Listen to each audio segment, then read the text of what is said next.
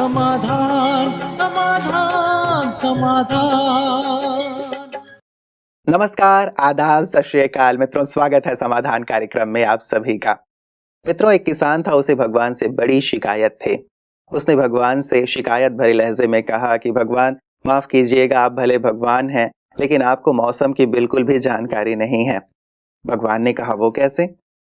तो किसान ने कहा कि भगवान, आप कभी बहुत तेज धूप कर देते हो, कभी आंधी ले आते हो, कभी ओले बरसाने लगते हो, इससे फसल को कितना नुकसान होता है, आपको क्या पता है? आप किसान होते तो आपको पता चलता। तो भगवान ने कहा, तो तुम चाहते क्या हो?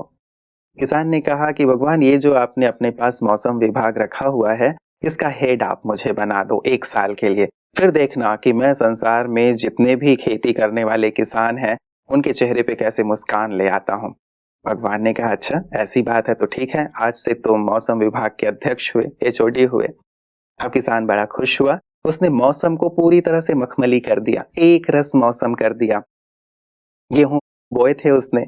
अब वो जब फसल तय समय पे तैयार हुआ तो किसान अपने खेत पे पहुंचा।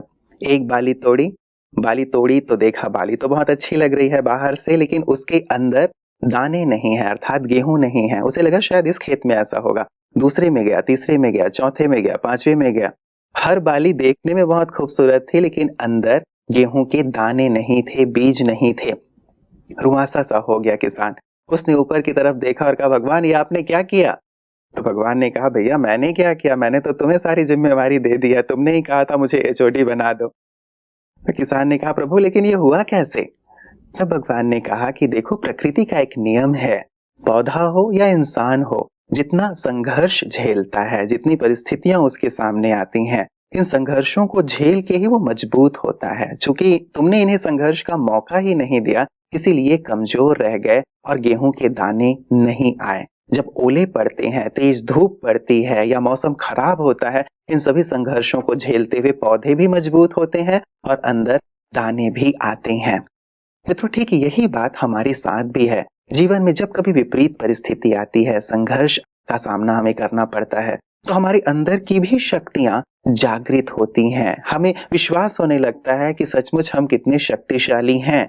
अन्यथा यदि मौसम जो है हमेशा ही हरियाली से भरा हुआ हो, तो शायद हम अपनी उन शक्तियों को न पहचान पाएं, शायद हम अच्छे और बुरे की पहचान ना कर पाएं। इसलिए जीवन में जब कभी भी ऐसी विपरीत परिस्थितियां आती हैं, तो अपनी एटीट्यूड को बहुत पॉजिटिव रखते हुए यदि हम आगे बढ़ें, तो सचमुच शक्तियां जागृत होंगी और हम जीवन में सफलता की ओर अग्रसर होंगे। आइए इसी सुंदर बात के साथ आज की चर्चा की शुरुआत करते हैं, समाधान कार्यक्रम की शुरुआत करते हैं। अभिनंदन करते हैं आदरणीय भ्राता जी का। भ्राता जी, आपका बहुत बहुत स्वागत और अभिनंदन है। शुक्रिया। भ्राता जी, संघर्ष और विपरीत परिस्थिति के बारे में क्या कहेंगे? बिल्कुल ठीक किया, क्योंकि अगर वैरायटी ना हो तो दूसरे मौसम का सुख भी नहीं मिलेगा। और जैसे किसान की बात थी, तो फसलों को गर्मी भी अवश्य चाहिए। कुछ फसलें ठंडी में पैदा होती हैं, कुछ बरसात की उपज होती हैं। अगर विभिन्न मौसम ना हो तो खेती होगी ही नहीं। इसलिए भगवान जैसे रचना रच रहा है, जो उसने इस सृष्टि के लॉज बनाए हैं, वो बिल्कुल परफेक्ट हैं। जब उन लॉज के विरुद्ध मनुष्य चला जाता है तो गड़बड़ होती है। और रही बात समस्याओं की, सचमुच जो व्यक्ति आज तक महान बने, जिन्होंने इतिहास बनाया है, उन्होंने संघर्ष को अवश्य पार किया है। चंद्रगुप्त मौर्य का देख लीजिए, बचपन से किस तरह संघर्ष ने उसको सम्राट बना दिया, पावरफुल बना दिया। तो मनुष्य को इसी तरह जीवन के संघर्षों से घबराना नहीं चाहिए। आजकल कारण क्या हो गया है कि मनोस्थिति, मन की शक्तियां मनुष्य की काफी वीक पड़ गई हैं। वो ये जानता है कि समस्याओं से उसे घबराना नहीं चाहिए, लेकिन उसकी मानसिक स्थिति इतनी कमजोर है कि कोई भी चीज आके उसे भयभीत कर देती है। वो परेशान हो जाता है, क्या होगा, मेरा क्या होगा, मेरा भविष्य क्या होगा। लेकिन अगर मन की शक्ति को बढ़ा दिया जाए तो सचमुच जीवन में आने वाले चैलेंजेस मनुष्य को बहुत शक्तिशाली बनाएंगे। बिल्कुल। लेकिन बता जी, एक मनुष्य की कामना रहती है कि पूरी तरह से मखमली मौसम हो। मनुष्य की मेंटलिटी है कि वो मखमली मौसम में रहे, लेकिन उसके अंदर की ये भी वृत्ति है कि ये मखमली मौसम उसको आलसी और केयरलेस भी बना सकता है, जैसा कि बहुत लोगों के साथ हुआ है। बहुत लोग ऐसे हैं जिनके पास पैसा बहुत होने से वो आलसी हो गए, शराबी हो गए, बिल्कुल चरित्रहीन हो गए और जीवन उनका नरकमय बन गया। होश आई तब जब खेल बिगड़ चुका था। इसलिए जीवन में उतार चढ़ाव मनुष्य को मजबूत करते हैं। बच्चा भी 2-4 बार गिरता है ना तो मजबूत होता है, पहले रोता है फिर मजबूत हो जाता है, उसकी हड्डियां भी पावरफुल हो जाती हैं। इसलिए वास्तव में मखमली मौसम देवताओं के लिए तो ठीक है जहाँ कोई संघर्ष नहीं है, लेकिन मनुष्य के लिए जहाँ समस्याएं हैं, अनेकों के सामने तो समस्याओं का सागर लहराता रहता है, ऐसे में भी जो व्यक्ति अविचलित भाव से जीवन जीता है, समस्याएं उसके लिए वरदान बन जाती हैं। ऐसे में भ्राता जी कल परसों भी हम लोग चर्चा करते आए हैं राजयोग के विषय में। राजयोग यहाँ किस प्रकार की भूमिका अदा कर सकता है, कैसे हमारी शक्तियों को जागृत कर सकता है, या समस्याओं के प्रति जो एक दृष्टिकोण की बात है उसे सकारात्मक कर सकता है? राजयोग के साथ राजयोगी को एक बहुत सुंदर ज्ञान भी मिलता है और वो लंबा चौड़ा ज्ञान है। उसमें इस विश्व को एक नाटक कहा गया है और इस संपूर्ण नाटक का ज्ञान मिलता है। कोई भी जो फिल्म बनाई जाएगी उसमें सीन हमेशा ही बदलते रहेंगे। एक ही सीन किसी फिल्म या ड्रामा में चले तो ड्रामा होगा ही नहीं। तो ऐसे ही जिसको संपूर्ण ज्ञान है वो ये जानता है आज ये परिस्थिति आई है, कल ये बदलने वाली है। अपनी मनोस्थिति बिल्कुल नहीं बिगाड़नी है, ये सब तो खेल है। कुछ ना कुछ इनके पीछे कल्याण छुपा हुआ है जो मुझे अब दिखाई नहीं दे रहा है लेकिन बाद में अवश्य दिखाई देगा। और जब वो राजयोग का अभ्यास करता है तो उसका मन शक्तिशाली बनता है, उसकी बुद्धि डिवाइन होने लगती है, तो बुद्धि के निर्णय डिसीजंस परफेक्ट होने लगते हैं। और जब मनुष्य के निर्णय परफेक्ट हो जाएं तो बहुत सारी समस्याएं तो बहुत जल्दी समाप्त हो जाती हैं। दूसरी इसमें इम्पोर्टेंट बात यह है कि जब मनुष्य योग अभ्यास करता है तो उसको परमात्मा इंट्यूशंस भी बहुत प्राप्त होते हैं, या ये कहें कि उसको परमात्मा सहयोग भी बहुत प्राप्त होता है। तो जैसे जैसे उसकी बुद्धि रिफाइन होगी तो किसी भी समस्या का समाधान सवेरे उठते उसकी बुद्धि में आने लगेगा। और जब वो अपने परम पिता से बातें करेगा तो कुछ उधर से आने लगेगा और समस्याएं बहुत जल्दी हल्की होकर समाप्त हो जाएंगी। इसलिए राजयोग एकमात्र ऐसा साधन है जो समस्याओं का समाधान करता है, मनुष्य को सशक्त बनाता है, उसकी इनर पावर्स को जागृत करता है।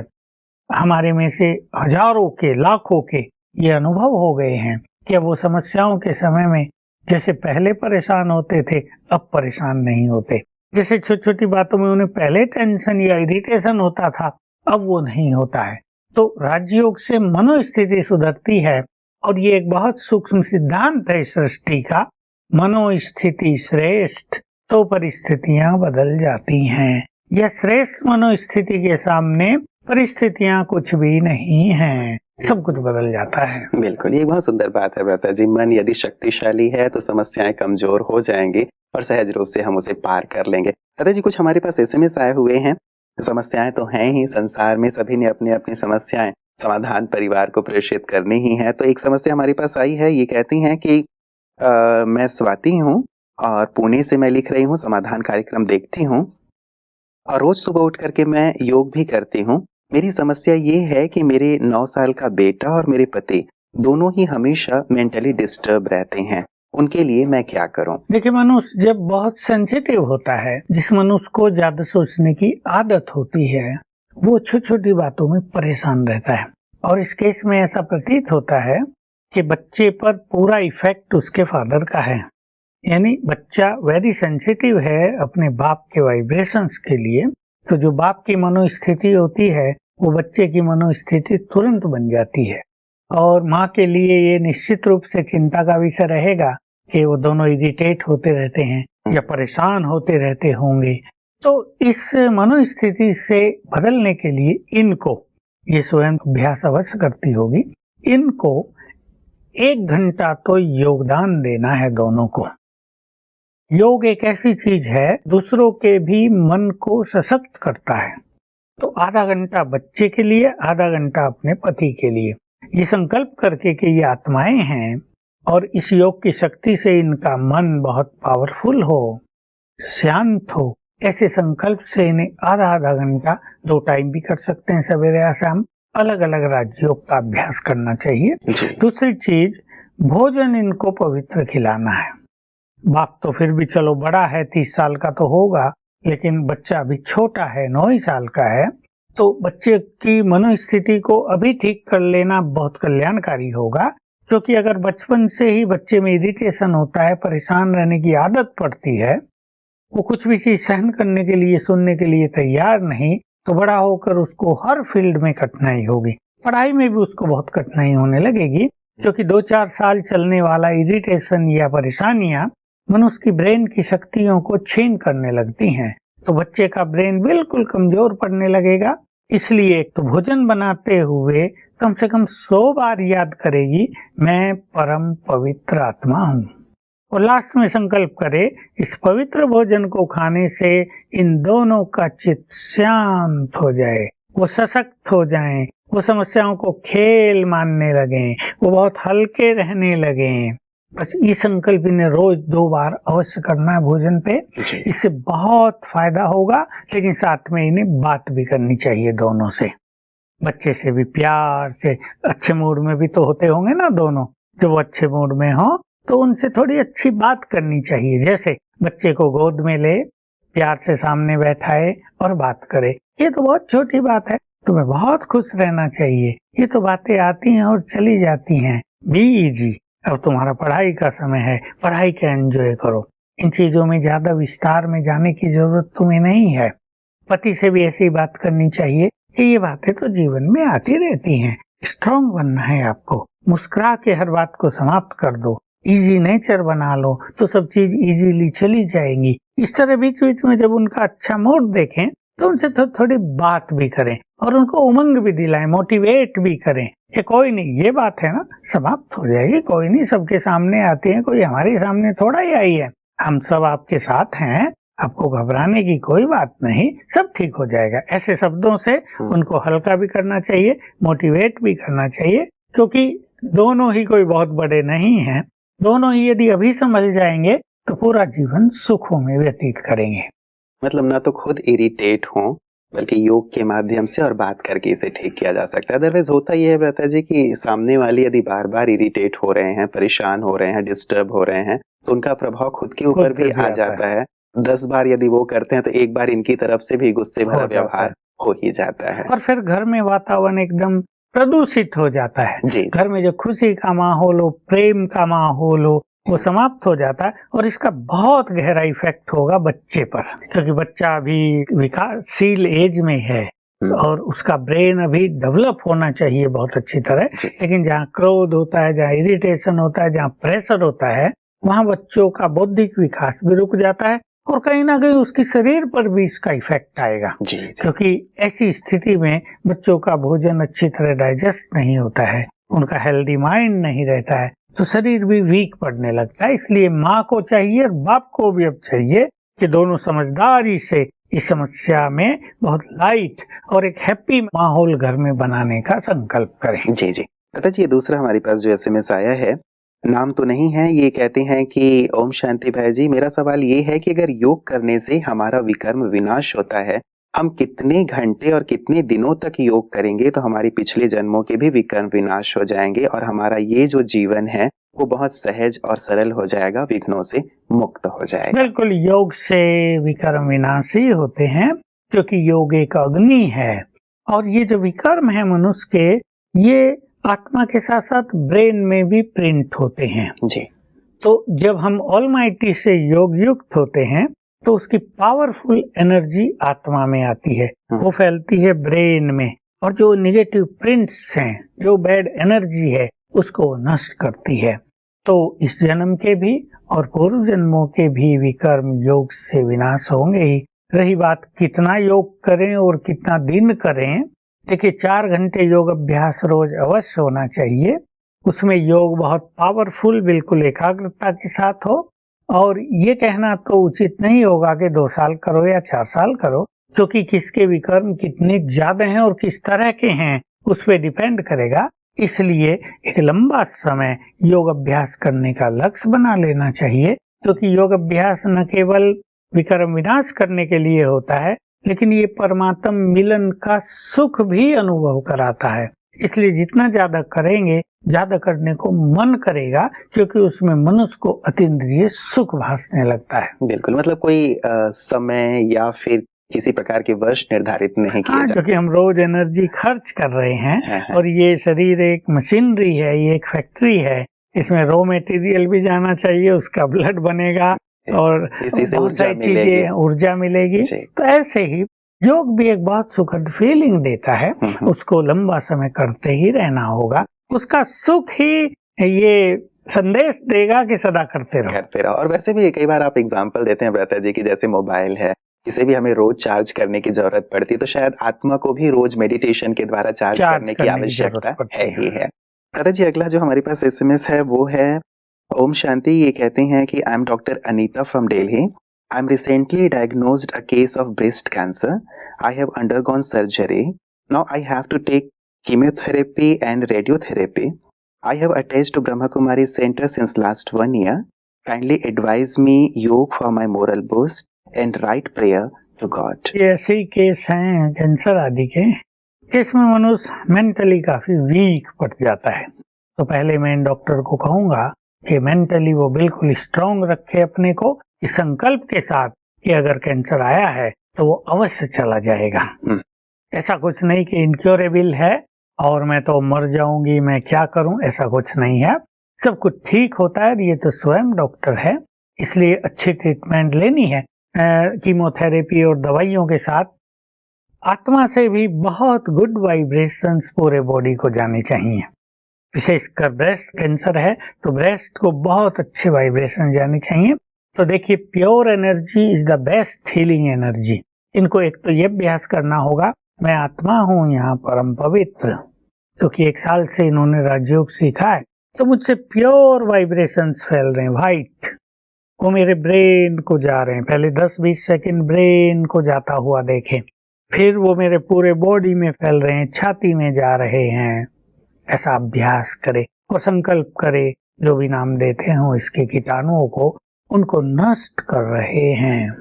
देखिए, अभ्यास 5 बार जरूर कर लें, 3-3 मिनट। मतलब मुझे आत्मा से ब्रेन में जा रहे हैं और फिर पूरे शरीर में और छाती में फैल रहे हैं। 3-3 मिनट कर लें, 5 बार अवश्य करें। और पानी चार्ज करके पीना है। पानी चार्ज करके जो पिया जाता है वो सचमुच बहुत सुंदर मेडिसिन है। इसके रिजल्ट बहुत अच्छे आज तक निकले हैं। पानी को दृष्टि दें, मैं मास्टर सर्वशक्तिवान हूँ, ये 7 बार याद करें, फिर पानी पिए। ये भी दवाई बन जाएगी। सबकॉन्शियस माइंड का प्रयोग जो हम सिखाते हैं वो इन्हें अवश्य करना है। रात को जब हमें नींद आने को होती है तब हमारा सबकॉन्शियस माइंड एक्टिव हो जाता है और रात के समय हमारे सबकॉन्शियस माइंड में बहुत ज्यादा हीलिंग पावर है। हम उसे कमांड देंगे, उसको एक प्रोग्राम देंगे। सोने से पहले 5 बार सच्चे मन से संकल्प कर लें, मेरा कैंसर बिल्कुल ठीक हो गया है, मेरा कैंसर बिल्कुल ठीक हो गया। तो ये प्रोग्रामिंग हो रही है। तो सबकॉन्शियस माइंड सारी रात कैंसर को हील करेगा। तीसरी विधि है, और रेस्ट में तो ये होंगी। 1 घंटा पावरफुल योग अभ्यास भी निकल लेना है।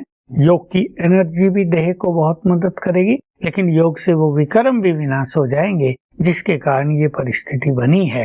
मेडिसिन के साथ ये मेडिटेशन का प्रयोग भी बहुत ज्यादा जल्दी इनको सफलता प्रदान करेगा और हमारी शुभ भावनाएं हैं कि इनका कैंसर बिल्कुल ठीक हो जाएगा और ये फिर से अपना नॉर्मल, हैप्पी और प्रोफेशनल लाइफ जिएंगे। जी जी, बहुत सारे ऐसे एग्जाम्पल वैसे भी सुनने में आते हैं भ्राता जी, जिनको इस प्रकार से कैंसर वो किया गया था, बताया गया था कि कैंसर है और बिल्कुल अच्छे होकर के आज नॉर्मल लाइफ जी रहे हैं। मैं पूछता हूँ, अभी एक बुजुर्ग व्यक्ति कई साल उसको कैंसर रहा, मेरे को अभी मिला, मैं वहाँ गया था, मैंने पूछा आपकी तबीयत, कि मेरा कैंसर बिल्कुल ठीक हो गया, उसका कोई इफेक्ट नहीं है। एक बहुत अच्छी ये बात है और ये होपफुल चीजें हैं जो मनुष्य को होप दिलाती हैं कि कैंसर हो या कोई बीमारी हो, मनुष्य यदि बहुत अच्छी मनोस्थिति में रहे और ठीक उसको दवाइयाँ मिल जाएं तो हर बीमारी ठीक हो जाती है और इनकी भी अवश्य ठीक हो जाएगी। बिल्कुल, मतलब इसको हवा बनाने की जरूरत नहीं है ना। तो कैंसर नाम सुनते ही व्यक्ति आधा तो इसी प्रकार से घबरा जाता है कि पता नहीं अब क्या होगा। बहुत सारे एग्जाम्पल्स हैं जो ठीक होकर के ठीक बहुत होकर। अच्छे से जीवन जी रहे हैं। तो हम उम्मीद करेंगे कि अनीता जी भी जल्दी से जल्दी ठीक हो जाएंगी। लता जी, अगला एसएमएस हमारे पास लता जी ने भेजा है। कहती हैं, ओम शांति सूर्य भाई जी, मेरा नाम लता है और मेरी आंखें बहुत कमजोर हैं। क्या योग से मैं अपनी कमजोर आंखों को ठीक कर सकती हूँ? बहुत सारे लोगों की आंखों में ऐसी तकलीफ रहती है। ये भी समस्या बढ़ती जा रही है। जी। पीछे जो नर्व्स जोड़े हुए हैं आंखों को, सारा जो सिस्टम है वो भी कईयों की वीक हो जाती हैं। जी। इसमें भी जैसे कैंसर के रोग में हमने 4 बातों की चर्चा की, वैसे ही आंखों की इस बीमारी में भी वही 4 बातों का अभ्यास करेंगे, लेकिन उसमें एक प्लस करेंगे कि हाथों से प्योर एनर्जी आंखों को देंगे। हाथ मलते हुए 2-3 बार याद करेंगे, मैं परम पवित्र आत्मा हूँ, तो हाथों से प्योर एनर्जी निकलने लगेगी। जी। इसको आंखों पे रख देंगे ऐसे 1 मिनट के लिए जी। और फील करेंगे कि प्योर एनर्जी आंखों को जा रही है, आंखों को बिल्कुल ठीक कर रही है, स्ट्रॉन्ग कर रही है। और वैसे ही मैं आत्मा मास्टर सर्वशक्तिवान हूँ, ये शक्तियों की लाल किरणें ब्रेन में फैल रही हैं और जो ये नर्व्स हैं इनको स्ट्रॉन्ग कर रही हैं। जिसकी आंखें बहुत वीक हैं उसकी नर्व्स जो है आंखों को जोड़ने वाली वो कमजोर हो जाती हैं। जी। तो शक्तियों के वाइब्रेशंस देंगे और संकल्प करेंगे, इससे वो नर्व्स बहुत पावरफुल हो रही हैं। और रात को सोते वक्त 5 बार संकल्प करना है कि मेरी आंखें बिल्कुल स्ट्रॉन्ग हो गई हैं, उसकी नेत्र ज्योति बिल्कुल नॉर्मल हो गई है, परफेक्ट हो गई है। प्रोग्रामिंग देंगे अपने सबकॉन्शियस माइंड को रात के समय। और 1 घंटा योग। अगर इनको आंख खोल के योग करना भारी लगता हो, क्योंकि जिनकी आंखें वीक होती हैं उनको थोड़ी थोड़ी ऐसी कठिनाई आती है, तो कुछ समय ये आंख बंद करके करें, फिर खोल के करें। जिस तरह भी ये अपने को रिलैक्स फील करें, चाहे आधा घंटा सवेरे आधा घंटा शाम को कर लें, अलग अलग टाइम पे कर लें। और आत्मा से प्योर एनर्जी भी आंखों को दें। एक तो शक्तियों की बात हमने की कि शक्तियों की लाल किरणें आंखों को जा रही जो नर्व्स को स्ट्रॉन्ग कर रही हैं। दूसरा प्योर एनर्जी भी दें, मैं आत्मा परम पवित्र हूँ, मुझसे प्योर एनर्जी आंखों को जा रही जो आंखों की ज्योति को बढ़ा रही है। तो इस तरह के अभ्यास करने से इनको बहुत सुंदर परिणाम प्राप्त होगा। चलिए, बहुत बहुत शुक्रिया व्रता जी। समाधान कार्यक्रम लगातार सब तक अपनी शुभकामनाएं पहुंचाता रहता है और आपकी भी बहुत सारी जो शुभकामनाएं हैं सब तक पहुंचती हैं और अच्छे अच्छे रिजल्ट तो हमें मिल ही रहे हैं। आज भी जो सुंदर चर्चा हुई है उसके लिए आपका बहुत बहुत शुक्रिया व्रता जी। मित्रों, लगातार हमारी बातें हो रही हैं कि यदि समस्या है तो निश्चित रूप से एक समाधान तो होता ही है। और जैसे शुरुआत मैंने की थी बात की कि कैसे संघर्ष या परिस्थितियां जीवन को बहुत शक्तिशाली बना देता है। ऐसा नहीं होता कि पूरे जीवन हम संघर्ष में जी रहे हों। बहुत कम ऐसा होता है कि संघर्ष आते हैं, परिस्थितियां आती हैं और वो कहीं ना कहीं हमें ऊपर नीचे करती हैं। शायद इसलिए कि हम थोड़े से उलझ गए हैं कहीं, या हम अपनी शक्तियों से अनभिज्ञ हैं, क्योंकि कई बार ये हमारी शक्तियों को बहुत जागृत कर देते हैं। मुझे एक घटना याद आती है कि भुज के एक हॉस्पिटल में एक पेशेंट जो कंप्लीटली पैरालाइज था, लेटा हुआ था। अब 2001 की बात है, आपको याद होगा 26 जनवरी 2001 जब बहुत जोरदार भूकंप आया था। वो कंप्लीटली पैरालाइज्ड व्यक्ति जिसकी खाट पे ही देख रेख की जाती थी, अब उस दिन कोई उसकी ओर देख ही नहीं रहा था। जब भूकंप आया तो सब अपनी अपनी जान बचा के भागे जा रहे थे। ये व्यक्ति जो कई समय से, लंबे समय से पैरालाइज था, बेड पे पड़ा हुआ था, जब उसने देखा कि कोई मेरी तरफ देख ही नहीं रहा है तो उसने भी हिम्मत की, उसके भी हाथ पैर में कंपन हुए, वो भी बिस्तर से उठा और भागना शुरू कर दिया। आज भी व्यक्ति जीवित है, सुरक्षित है।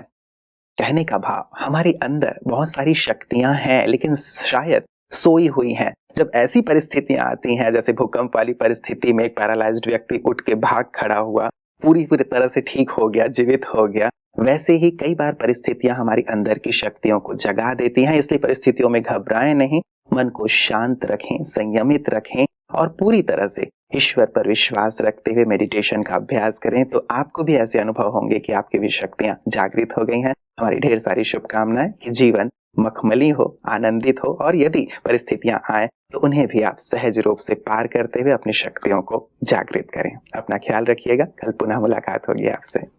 नमस्कार।